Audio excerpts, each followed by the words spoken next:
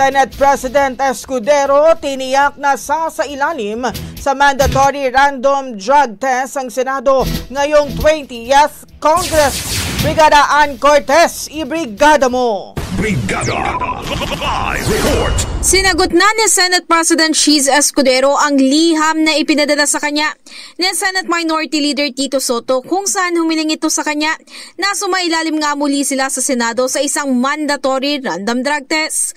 Ayon kay Escudero, kasama niya si Soto sa pagtulak ng inisyatibong ito at sa katunayan umano pumasok na ang institusyon sa isang Memorandum of Agreement sa East Avenue Medical Center, National Reference Laboratory for Environmental Occupational Health, Toxicology and Micronutrient para maisagawa nga ang testing nito. Sa katotohanan pangaraw noong Marso pa ito, pero kwento niya hindi lang ito natuloy dahil maraming empleyado ang hindi na available noon dahil sa 2025 national and local election.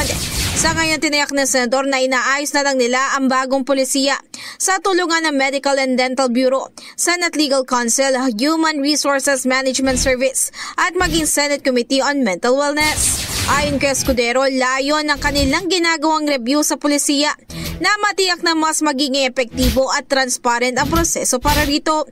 Handa naman din ang senador na ibahagi sa kanyang mga kasamahan ang kopya ng kanilang draft policy order para sa random drug testing na kanilang isasagawa agad sa Senado sa panahon nga na maayos na ito. In the heart of changing lives, ako si Brigada Ann Cortez ng 105.1 Brigada News FM Manila, The Music News Authority.